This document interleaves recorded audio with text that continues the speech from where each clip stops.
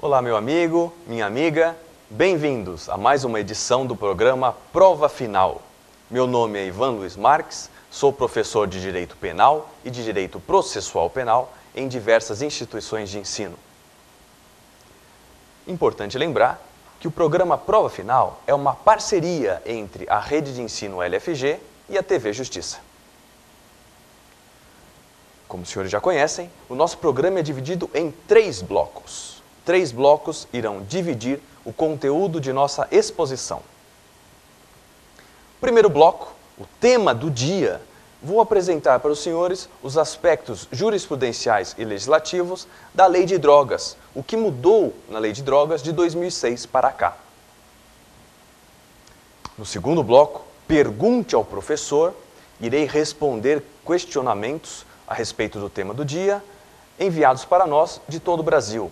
Envie também a sua pergunta, participe, provafinal@anhanguera.com. O terceiro e último bloco, o X da questão, irei responder questões práticas que envolvem o tema do dia, para que o senhor, para que a senhora se familiarize com a maneira pela qual o conteúdo da exposição irá aparecer na sua prova, no seu exame, na sua avaliação. Com isso, doutores, encerraremos o programa Prova Final. Com isso, nós iremos transmitir para os senhores o tema do dia, a explicação doutrinária, o Pergunte ao Professor, perguntas dissertativas e o X da questão, com testes a respeito desse importante tema. Aguardo todos vocês no próximo bloco com o tema do dia.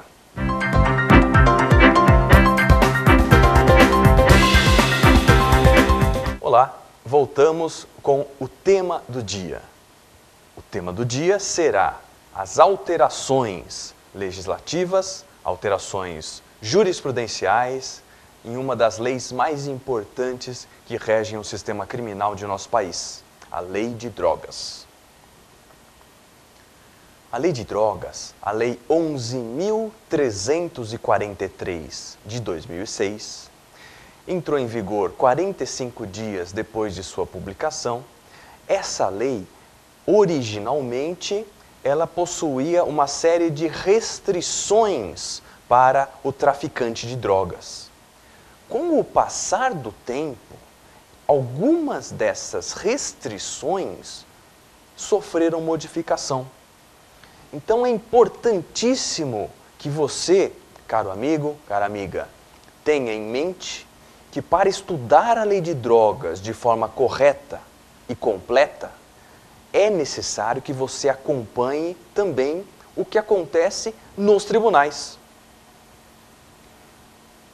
Na nossa explicação hoje, isso vai ficar muito claro. Muito claro porque, às vezes, a redação que você lê no artigo da lei foi interpretada de uma outra maneira e é essa interpretação, por ser mais recente, mais importante, que lhe será perguntado. O primeiro tema que por nós será abordado diz respeito à derrubada do regime integral fechado pelo Supremo Tribunal Federal. Para que você entenda essa explicação, vamos relembrar as aulas de direito constitucional, em especial o controle de constitucionalidade. Em linhas gerais, nós temos 2 tipos de controle de constitucionalidade. O controle de constitucionalidade difuso, ou seja, espalhado, em que todos os juízes do Brasil podem fazer. O juiz que acabou de passar no concurso, juiz substituto, juiz de primeira instância, pode controlar a constitucionalidade, professor? Resposta: pode. Só que ele não vai retirar a lei do ordenamento jurídico. A decisão daquele juiz de primeira instância não vale para todo o Brasil. Vale só para aquele processo, para o caso concreto. Então, o nome é controle difuso porque ele está espalhado por todos os juízes. Lembrando que a decisão em controle difuso só vale para aquela situação concreta e não para as demais pessoas. Já o controle concentrado de constitucionalidade, ele é materializado pela ADIM, pela ação direta de inconstitucionalidade. E somente o Supremo Tribunal Federal pode decidir numa ADIM.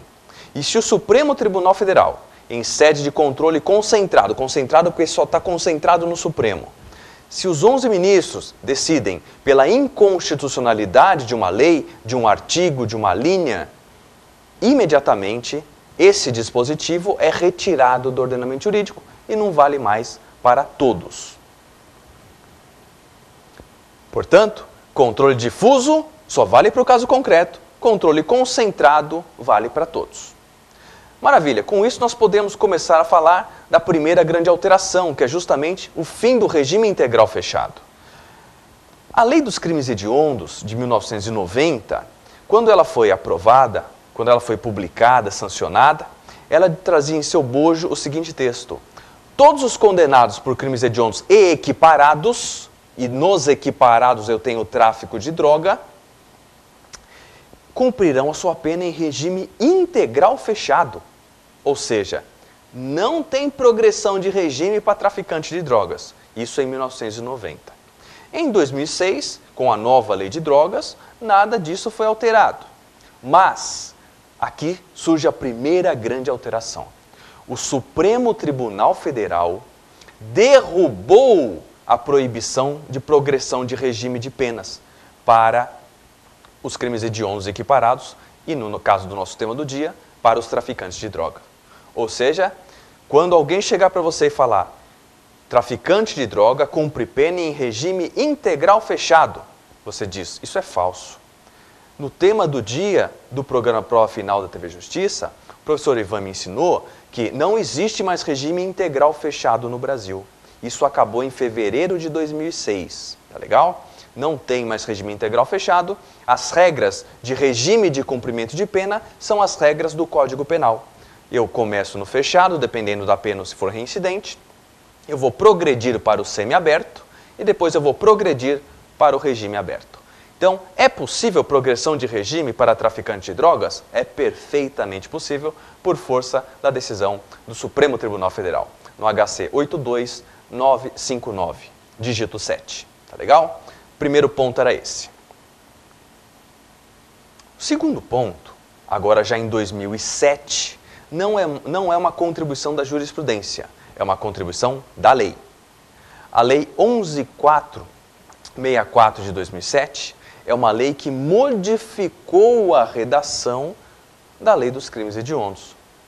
Essa lei, ela retirou do inciso 2º do artigo 2º a vedação de liberdade provisória para, no nosso caso, o traficante. Ou seja, o traficante foi preso em flagrante, praticando um dos verbos do artigo 33 da Lei de Drogas. Antes, a Lei de Drogas dizia, a Lei dos Crimes Hediondos dizia que não cabe liberdade provisória. Ele vai responder o processo preso por ser um traficante de drogas. E aí veio a Lei 11.464 de 2007 e retirou a proibição da liberdade provisória, deixando apenas a proibição da fiança.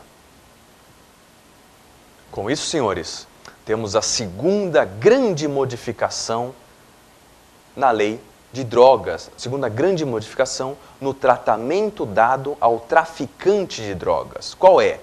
A partir de 2007, a lei de drogas é de 2006, já seria possível a liberdade provisória para traficantes de droga. Apenas lembrando que a liberdade provisória é uma medida cautelar que garante ao acusado o direito de responder ao processo em liberdade. E, após 2011, essa liberdade provisória ela pode ser cumulada ou não com outras medidas cautelares. Isso está no artigo 319 do Código de Processo Penal. É até interessante você gravar isso.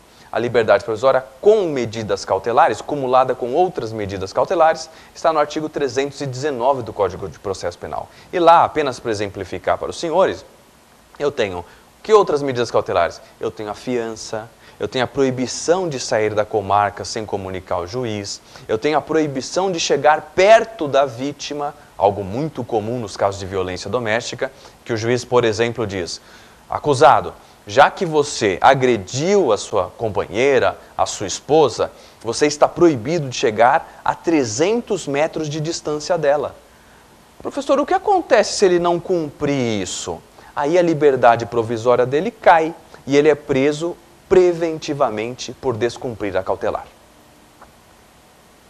Com isso, amigos, nós já temos duas grandes inovações. Uma de ordem jurisprudencial, o HC do STF, que derrubou o regime integral fechado, permitindo a todos os condenados por crimes hediondos e equiparados, tráfico, terrorismo e tortura, a possibilidade de progredir de regime, desde que respeitem os requisitos necessários para a progressão de regime. Que requisitos são esses? Eu tenho o requisito de natureza objetiva, tempo de pena cumprido, e tenho o requisito de natureza subjetiva, o comportamento do preso.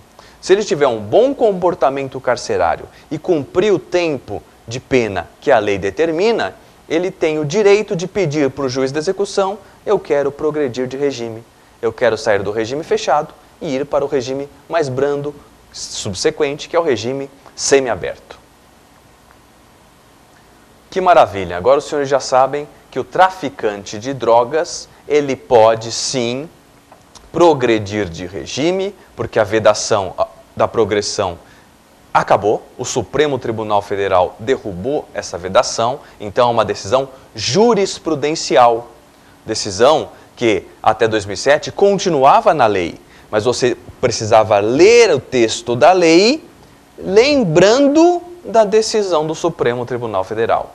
Porque a partir do momento em que o STF afirma categoricamente que aquele dispositivo de lei não tem mais validade, os juízes de todo o Brasil param de aplicar aquele dispositivo. Tá certo? Maravilha. Vamos agora para a terceira grande modificação da Lei de Drogas, que é uma modificação mais recente, que é a possibilidade do cabimento de penas restritivas de direito para o traficante. Professor Ivan, o senhor está muito bonzinho com os traficantes de droga. O senhor está falando que agora eles podem progredir de regime? Não sou eu que está falando, é o Supremo Tribunal Federal que falou. O senhor está falando que cabe liberdade provisória para traficantes de droga? Não fui eu que falei, nem o Supremo. Foi o legislador com a Lei 11.464 de 2007. E agora o senhor está falando, professor, que cabe pena restritiva de direitos para traficante? É isso mesmo. Só que você não pode esquecer que o cabimento da pena restritiva de direitos está relacionado aos requisitos do artigo 44 do Código Penal. Isso não tem nada a ver com a opinião do legislador, com a opinião do juiz, com a opinião do promotor, do advogado, do próprio acusado. Não. Nós estamos falando da possibilidade, em tese, geral para todos. Agora, se no caso concreto, naquele processo submetido ao magistrado, é o juiz que vai analisar se todos os requisitos do artigo 44 do Código Penal estão preenchidos. Vou falar para você dois requisitos importantes do cabimento da pena restritiva de direitos, para os senhores verem como é possível o cabimento para o tráfico de drogas. O primeiro deles diz respeito à quantidade de pena fixada pelo juiz no momento de condenar o réu. O juiz diz: condeno o acusado, condeno o réu pela prática de tráfico de drogas, previsto no artigo 33 do Código Penal. Dessa forma, fixo a pena dele nesse patamar. Se o patamar fixado pelo magistrado for inferior a 4 anos, já é o primeiro requisito do cabimento das restritivas, está preenchido. Para aplicação de pena substitutiva da privativa de liberdade, que são as penas alternativas, eu preciso que a pena fique no máximo em 4 anos. Um outro requisito importante diz respeito ao crime praticado sem violência ou grave ameaça. Pergunto aos senhores, O tráfico de drogas é um crime praticado com violência ou grave ameaça? Cuidado!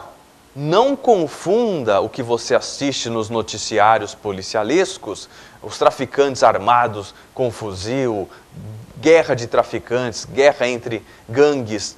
Aquilo é violência, porte de arma, uso de arma de uso restrito, formação de quadrilha, lesão corporal e homicídio. São outros crimes.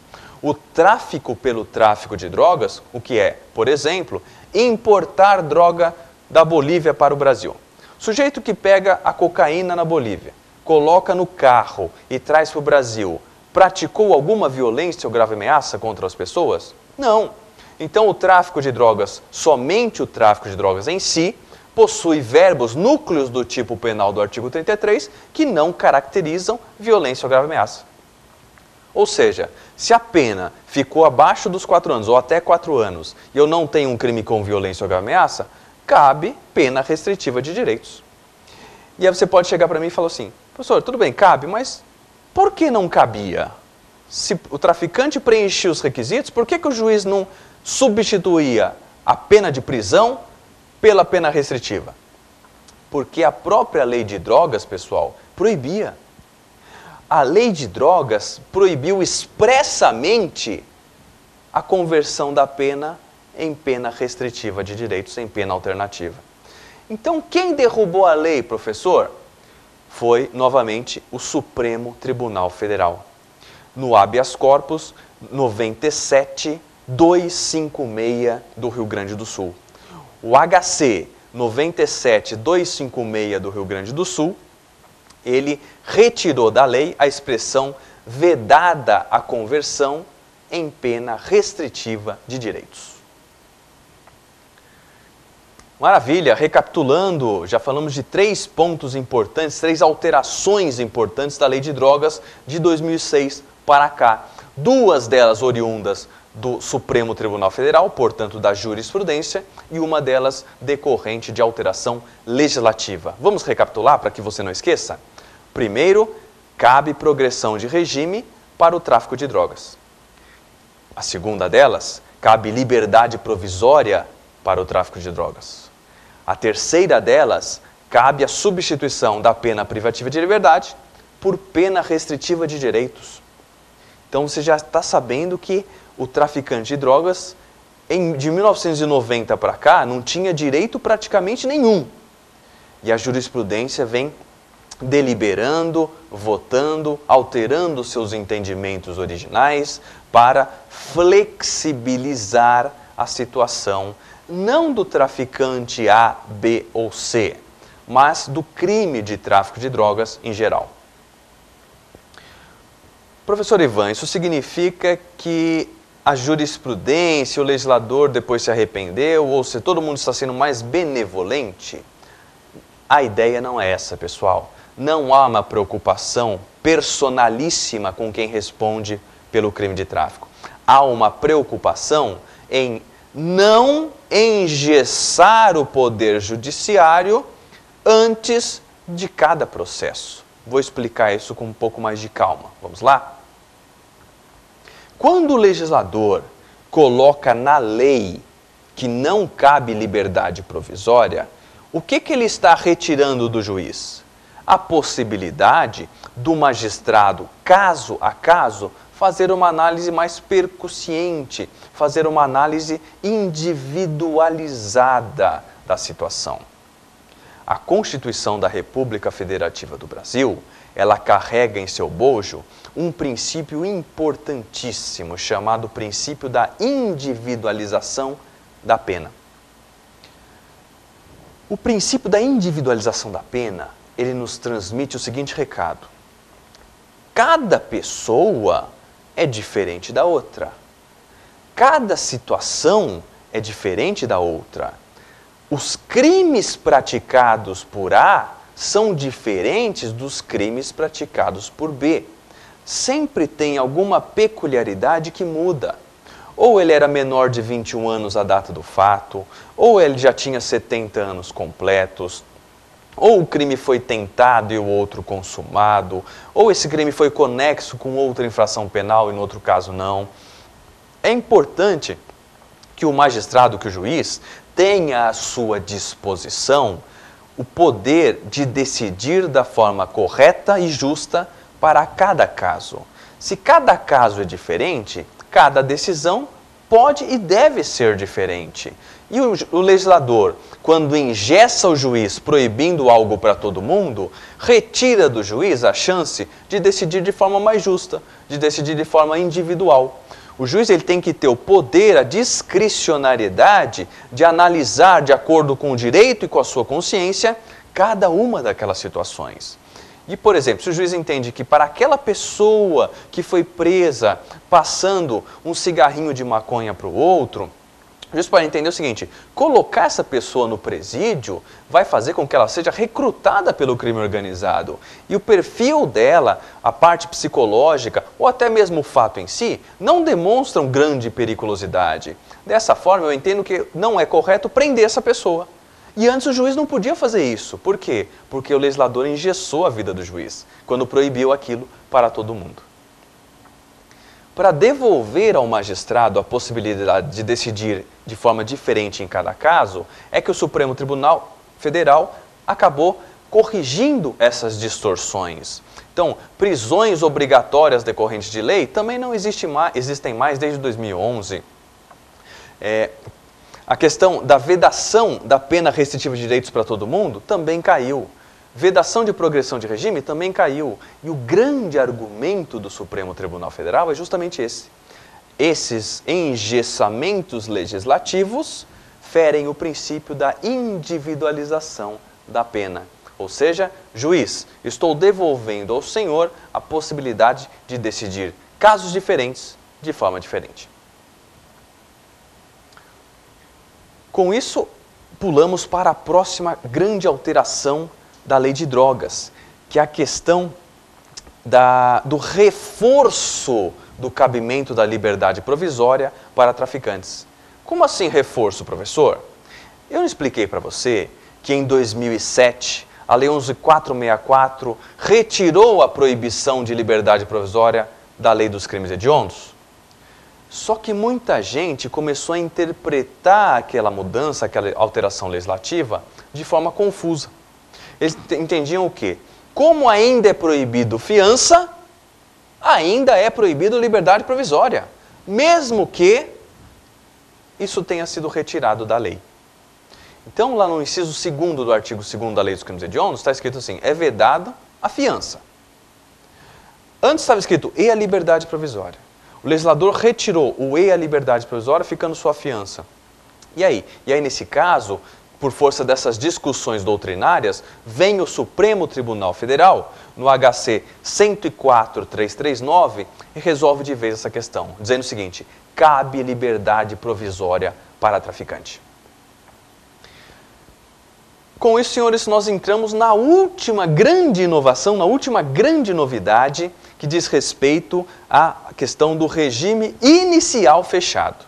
Estou falando do habeas corpus 111.840. Habeas corpus 111.840.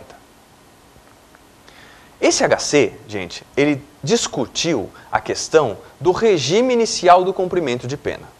Você lembra que a primeira informação que eu passei para os senhores do tema do dia foi o fim do regime integral fechado. A lei foi mudada depois para colocar que o regime será pelo menos inicial fechado. Ou seja, o legislador tenta novamente engessar o juiz, obrigando o magistrado a fixar o regime inicial fechado para todo mundo. Mantendo a sua coerência, o Supremo Tribunal Federal, agora em controle difuso de constitucionalidade, ou seja, não vale para todo mundo, só para aquele caso concreto, mas já é um precedente importante, o Supremo Tribunal Federal diz o seguinte: legislador, regime integral fechado, regime inicial fechado, continua sendo uma imposição para o juiz. E o juiz tem que ser livre para decidir, inclusive o regime inicial de cumprimento de pena. E declarou a inconstitucionalidade da parte do regime inicial fechado obrigatório. Repito, isso vale apenas para aquele caso concreto, mas é um precedente importante que pode repercutir em todo o país. Com isso, doutores, fechamos o tema do dia. Agora você pode ter certeza que cabe liberdade provisória para traficante, que cabe pena restritiva de direitos para traficante e que ele pode progredir de regime sem problema nenhum. Encerramos com isso o tema do dia. No próximo bloco, responderei perguntas sobre essa importante questão. Até já.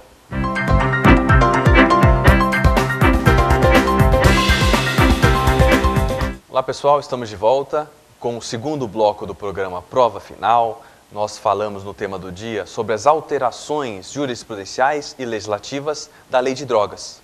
Agora vou responder as perguntas que nos foram enviadas, perguntas enviadas de todo o Brasil. Lembrando que você pode participar, mande a sua pergunta para provafinal@anhanguera.com. Vamos lá, a primeira questão do Pergunte ao Professor. Professor, a progressão de regime é permitida somente para os crimes hediondos ou também para os equiparados? Priscila, ótima pergunta. Pergunta relacionada à decisão do Supremo no HC 82959 sobre progressão de regime. A progressão de regime, Priscila, ela é permitida para todos os crimes hediondos, artigo 1º da Lei 8.072 de 90, e também aos equiparados. Tráfico de drogas, terrorismo e tortura. Portanto, nós podemos tranquilamente afirmar que sim, após fevereiro de 2006, da decisão importante tomada pelo Supremo Tribunal Federal no HC 82959, é perfeitamente possível progredir de regime, ir do regime fechado para o semiaberto ou do semiaberto para o aberto, cumpridos os requisitos da Lei dos Crimes Hediondos. Então, para que você não esqueça, guarde uma regra geral, uma regra absoluta, e para quem está estudando isso é muito importante. É um dos casos do direito em que você pode afirmar: sempre um preso por crime hediondo ou por crime equiparado ao hediondo pode progredir de regime, respeitados os requisitos do artigo 112 da Lei de Execução Penal. Vamos recordar? Requisito objetivo: tempo de pena já cumprido. Requisito subjetivo: comportamento carcerário. Tempo de pena cumprido, e aqui é importante e cabe uma explicação por conta de um detalhezinho. O tempo de pena cumprido, ele pode variar mesmo no caso dos crimes hediondos equiparados. Por quê? Vamos a essa explicação.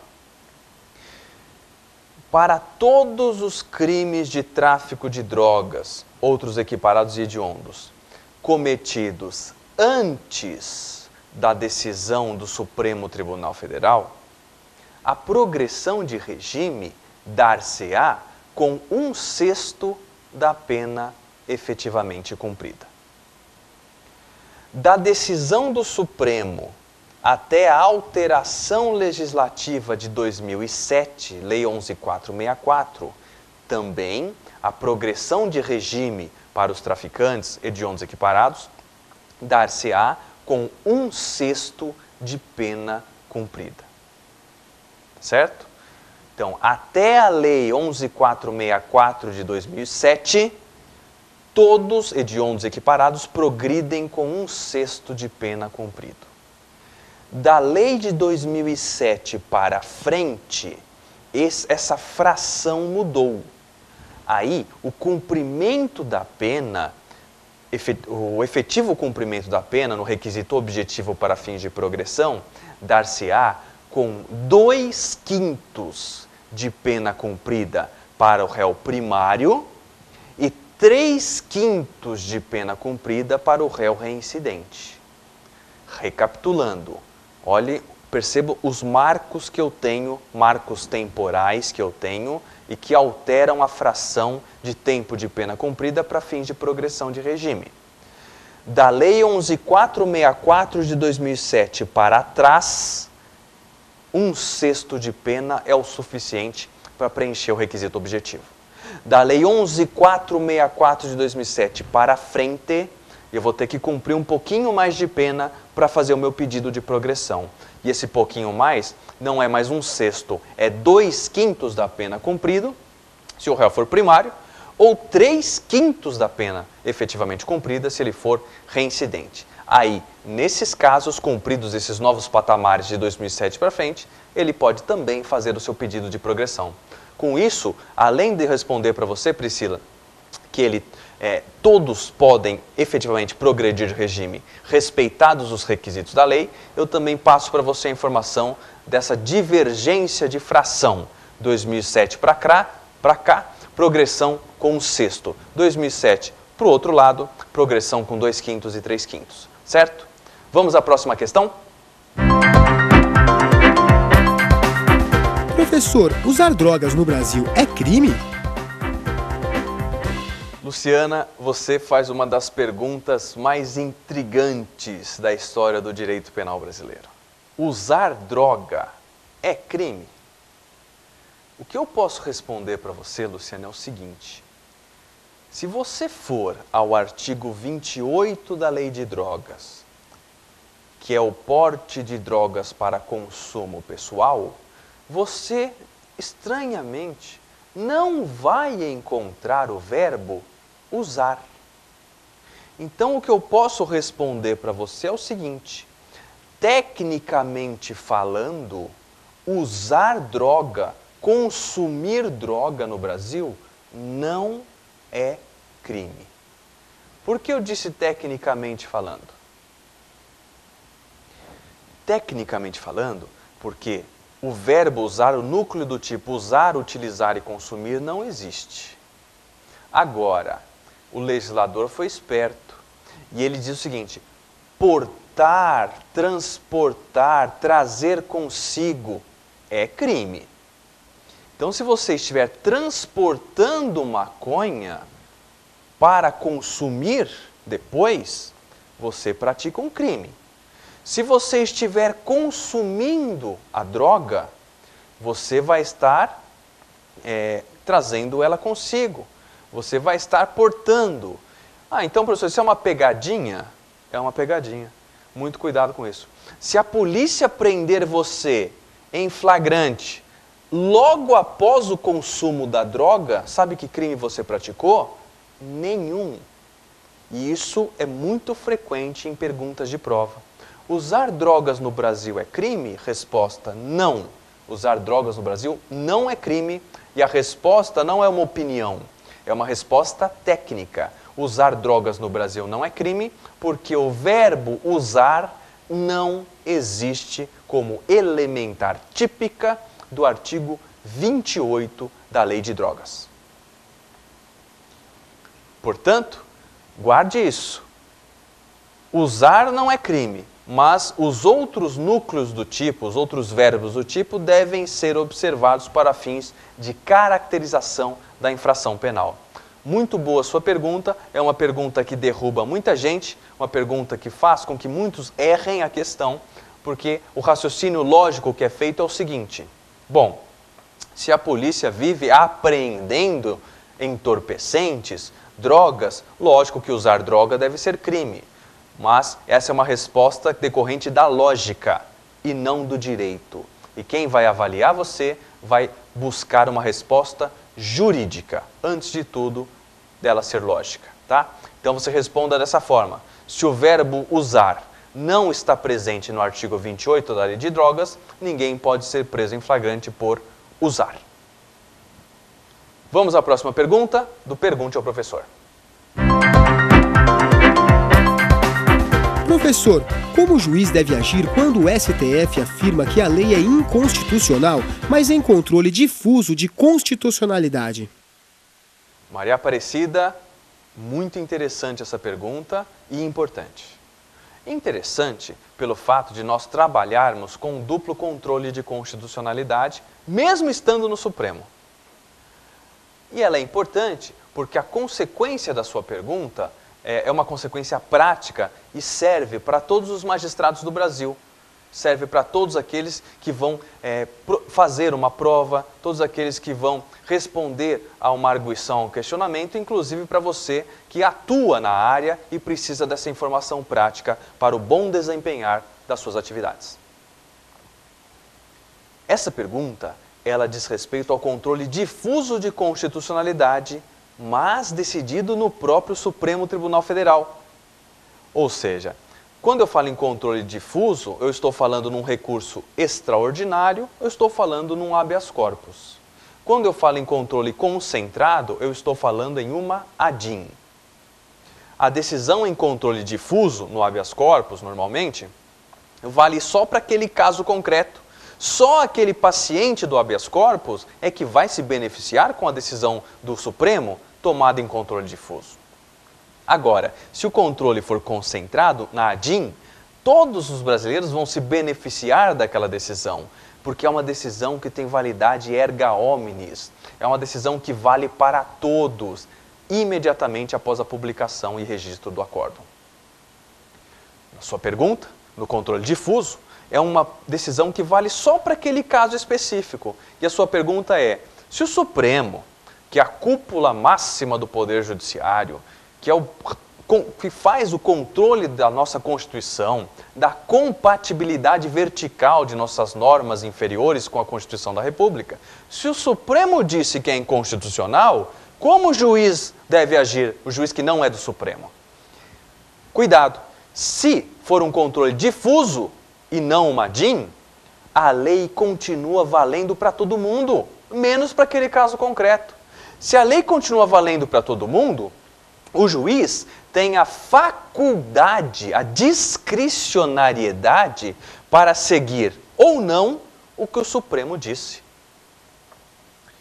Recapitulando, o juiz pode continuar aplicando em sua sentença o artigo de lei que o Supremo falou que é inconstitucional. Pode sim. Por quê?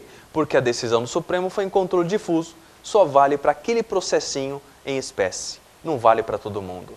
Agora, de forma prudente no campo da interpretação, o magistrado pode sim usar a decisão do Supremo como uma forma de se convencer. Eu também penso da mesma forma que o Supremo. Então, mesmo sendo um controle difuso, só vale para aquele processo. Mesmo sendo algo que não me obriga a decidir de forma igual, eu, juiz, vou decidir de forma igual, por entender que o Supremo tem razão. Então, decisão do Supremo naquele caso concreto pode ser dada no mesmo sentido pelo juiz no caso concreto respectivo, desde que ele acompanhe de forma voluntária o entendimento do Supremo e não de forma cogente, imperativa e obrigatória. Próxima questão, vamos lá? Professor, as alterações jurisprudenciais do STF sobre a lei de drogas devem ser aplicadas também para o artigo 28? Sérgio, muito boa a sua pergunta. Ela é muito boa porque no Brasil hoje nós temos duas realidades diferentes envolvendo drogas. A primeira delas diz respeito ao tráfico de drogas.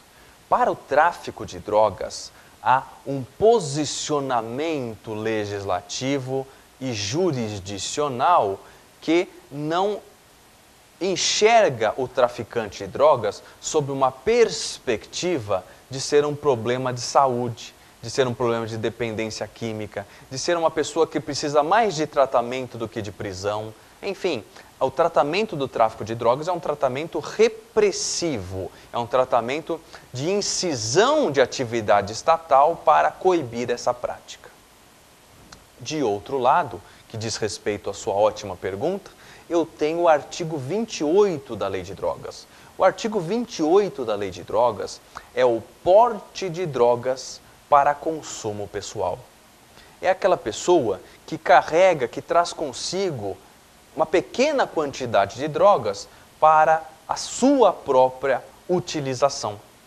Discutiu-se na época de aprovação da Lei de Drogas se o fato do artigo 28 ser tipificado sem uma pena de prisão como consequência de sua prática, teria ocorrido a descriminalização do porte de drogas para uso próprio. O que ficou decidido é que não houve descriminalização. Continua sendo crime portar drogas para uso próprio. Vimos que o uso em si não é crime, mas o porte de drogas para uso o é. Dessa forma, o artigo 28, ele, apesar de continuar sendo crime, trouxe como consequência de sua prática penas diversas da pena de prisão. ninguém pode ser preso no Brasil pela prática do artigo 28. Se ninguém pode ser preso no Brasil ao ser condenado pela prática do artigo 28 ou durante o processo por estar sendo acusado de praticar o artigo 28, de cara eu já falo para você o seguinte: se eu não vou deixar essa pessoa presa processualmente, eu não preciso discutir se cabe ou não liberdade provisória. Se eu não vou deixar essa pessoa presa, eu não preciso discutir se cabe ou não pena restritiva de direito. E se eu vou deixar essa pessoa solta, eu não preciso discutir se cabe ou não progressão de regime. Portanto, toda a roupagem jurisprudencial, todas essas inovações legislativas, mitigando o rigor de tratamento ao traficante de drogas, seja na Lei dos Crimes Hediondos, 8.072/90, seja na Lei de Drogas, 11.343 de 2006, isso tudo está direcionado para o tráfico de drogas, porque somente o tráfico de drogas é um delito equiparado a hediondo. Jamais o artigo 28, que é o porte de drogas para consumo pessoal. Vamos à próxima pergunta. Professor, é proporcional aplicar pena restritiva de direitos para um traficante de drogas? Paulo, a sua pergunta, ela está no sentido que vem caminhando a nossa jurisprudência. E o que entendeu a jurisprudência para decidir pela inconstitucionalidade do trecho do artigo 44, que proibia a conversão da pena privativa em pena restritiva, é o seguinte: é proporcional para um traficante de drogas aplicar a ele uma pena restritiva de direitos? O traficante de drogas, que é um crime equiparado a hediondo, por abalar a estrutura de segurança pública, por abalar a questão do princípio da ofensividade no tocante à saúde pública, a periculosidade do transporte dessas substâncias entorpecentes em nossa sociedade, na porta de escolas, em faculdades, no trabalho, em áreas de lazer, em áreas públicas. Há um perigo daquela droga circulando naqueles locais, porque pode ser que alguém resolva experimentar. É isso que a lei busca coibir. O quê? O risco para a incolumidade pública. Então, você deve estar pensando o seguinte: bom, se o legislador busca impedir isso, com quais ferramentas o legislador vai impedir isso? Ele tem que fazê-lo utilizando a lei. E a lei vem para proibir, para coibir a prática do tráfico de drogas. Se a pena do tráfico de drogas, pena mínima é de 5 anos, como é possível caber pena restritiva de direitos, se para caber pena restritiva de direitos vai até, no máximo, 4 anos? Porque, pessoal, no parágrafo 4º do artigo 33, eu tenho aquela figura da redução de pena se o sujeito for primário, tiver bons antecedentes, não se dedicar à prática de atividades criminosas e nem for membro de organização criminosa. Respeitados os requisitos do parágrafo 4º do artigo 33, o juiz deve reduzir a pena mínima de 5 anos em 1 ano e 8 meses, por exemplo. E aí, nesse caso, a pena ela fica abaixo dos 4 anos. E nesse caso em que a pena está abaixo dos 4 anos, para esse traficante que tem todas essas características peculiares e salutares, é possível sim a aplicação da pena restritiva de direitos. Para concluir, se é ou não proporcional, isso você tem que analisar de acordo com a sua análise subjetiva, se o bem jurídico incolumidade pública, ao ser atingido pela conduta do tráfico de drogas, exigiria uma repressão maior. Então, se você acha que é desproporcional por ser muito leve, muito fraquinha essa pena para o traficante, você estava na linha que estava o legislador em 2006, que estava o legislador em 1990, quando fez a Lei dos Crimes Hediondos e a Lei de Drogas, proibindo a conversão da pena restritiva de direitos. O que hoje já é uma realidade. É possível essa conversão e sim, eu entendo que é proporcional. Com isso encerramos o segundo bloco do Pergunte ao Professor. No terceiro e último bloco trataremos do X da questão. Vou apresentar para você de que forma temas como esse, relevantes e aparentemente complexos, aparecem na sua prova, no seu exame, na sua avaliação. Até já!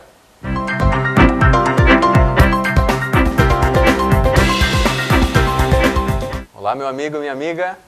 Você já prestou atenção no tema do dia, já acompanhou a explicação do Pergunte ao Professor e agora chegou o momento do X da questão. Vou apresentar e vou fazer com você duas questões para mostrar de que forma esse assunto aparece e quais são as peculiaridades que devem ser observadas por você no momento da feitura dos testes. Tá legal? Vamos lá para a primeira pergunta do X da questão. A respeito do crime de tráfico de drogas praticado em dezembro de 2006, sendo o traficante réu primário, com base na atual jurisprudência do Supremo Tribunal Federal, assinale a alternativa correta. Minha sugestão para você que vai fazer essa questão é a seguinte: grife dezembro de 2006 e grife alternativa correta. Tá? Por quê? Porque nós sabemos e nós explicamos que de 2007 para trás, da entrada em vigor da Lei 11.464 para trás, a progressão de regime dar-se-á com o sexto da pena. De 2007 para frente, a progressão de regime acontece com 2/5 e 3/5. Por isso que as perguntas normalmente colocam um período, uma data, porque dezembro de 2006 é um marco antes de 2007. Por isso que você tem que ficar atento à modificação do patamar da fração de pena cumprida para a progressão de regime. E ele quer a correta. Então vamos às alternativas. Primeira, letra A. O regime de cumprimento de pena será o integral fechado. Ora, você já sabe que regime integral fechado não existe. Risca isso. Tá? Regime integral fechado faz parte da história, do passado das regras relacionadas a crimes hediondos e equiparados. O que existe agora é regime de cumprimento de pena e nós devemos seguir a regra geral do Código. Tá? Então não existe mais regime integral fechado, ele que é a correta, não é a alternativa A. Próxima alternativa. O regime de cumprimento de pena será fixado com base na quantidade de drogas apreendida. Essa alternativa também está errada. Sabemos que a fixação do regime inicial de cumprimento de pena acontece com base nas regras do Código Penal e não da Lei de Drogas. Então, não é a quantidade de drogas que vai me falar se o regime vai ser fechado, semiaberto ou aberto. O que vai me falar é a quantidade de pena aplicada pelo juiz na sentença e se o réu é ou não reincidente. Tá legal? Então essa alternativa também está equivocada porque ela traz uma premissa não presente nas regras gerais do Código Penal. Próxima alternativa, alternativa C. É cabível a progressão de regime de cumprimento de pena com 1/6 da pena cumprido. É cabível a progressão de regime de cumprimento de pena com 1/6 da pena cumprida. Pessoal, essa é a alternativa correta. Lembra que de 2007, da Lei 11.464 de 2007 para trás, todo mundo condenado por crime hediondo ou equiparado, entre elas o tráfico, progride de regime com 1/6 da pena cumprida. E é justamente o que está dizendo aqui a nossa letra C. E a letra D, na sequência, ela traz justamente a outra situação. A alternativa D diz: é cabível a progressão de regime de cumprimento de pena com 2/5 da pena efetivamente cumprida. Então, o cumprimento da pena com 2/5 não serve para quem praticou o delito em dezembro de 2006. Ele só serve para quem praticou o delito após a entrada em vigor da Lei 11.464 de 2007. Tá legal? Com isso, nós fechamos a primeira pergunta do X da questão. Vamos para a próxima questão. Agora é uma questão que não quer a correta, mas ela quer a incorreta. Vamos à leitura? Assinale a afirmativa incorreta, grife incorreta, sempre para você não errar, com base na atual jurisprudência do Supremo Tribunal Federal sobre o tráfico de drogas. Vamos lá para a primeira alternativa. Cabe pena restritiva de direitos para o tráfico de drogas. Vimos aqui que cabe sim restritiva de direitos para o tráfico de drogas. É essa então que você vai marcar? Não, ele quer a incorreta. Cuidado, por isso você tem que grifar incorreta lá no enunciado, porque você se depara com uma alternativa, ela te faz lembrar do seu estudo, te faz lembrar do programa prova final, da explicação do professor, e você já pensa, bom, isso é certo, então vou marcar. Não, porque ele não quer a certa, ele quer a incorreta. E sim, é perfeitamente possível o cabimento da pena restritiva de direitos para o tráfico de drogas naquela situação que eu apresentei. Pena até 4 anos, crime sem violência ou grave ameaça, artigo 44 do Código Penal. Tá legal? Alternativa B. Cabe regime diferente do integral fechado para o tráfico de drogas. Também tranquilo. Falamos sobre isso de forma reiterada aqui na nossa explicação. Cabe sim o regime diferente do integral fechado, porque o regime integral fechado não existe mais. Tá legal? Regime integral fechado não existe mais. Próxima alternativa, alternativa C. Cabe liberdade provisória para traficantes de drogas. Perfeitamente possível.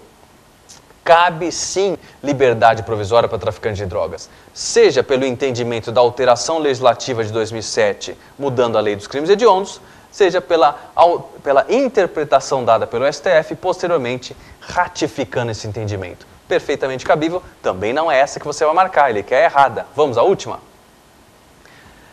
Alternativa D de dado, cabe pena isolada de multa para o traficante de drogas.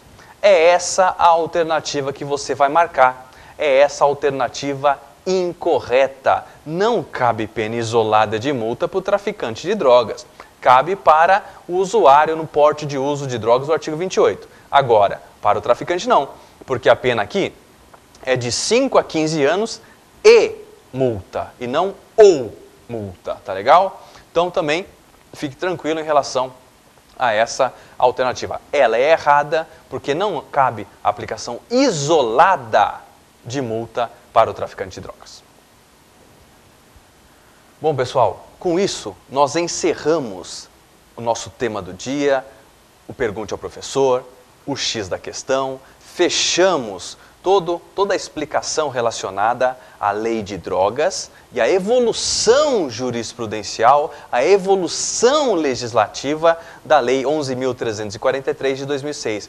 Como os senhores viram, é impossível estudar a lei de drogas só lendo a lei de drogas. Você precisa de todas essas informações que foram aqui apresentadas pelo programa Prova Final, por esse professor que vos fala, para que você possa entender corretamente o tratamento normativo dado a principalmente o traficante de drogas. Agradeço a atenção de todos vocês, foi um prazer estar aqui novamente no programa Prova Final, explicando um tema importante, um tema relevante. Vou passar os meus contatos para os senhores, caso queiram me seguir no Twitter, é @IvanLuizMarques, tudo com S, @IvanLuizMarques, no meu Facebook, Ivan Luiz Marques, e o meu e-mail, ivanlmarques@gmail.com. Continuamos a debater sobre esse importante tema, aguardo a sua participação, aguardo o seu contato para darmos seguimento à evolução da interpretação necessária da lei de drogas aqui no Brasil. Um grande abraço a todos, fiquem com Deus, até uma próxima oportunidade. Tchau, tchau.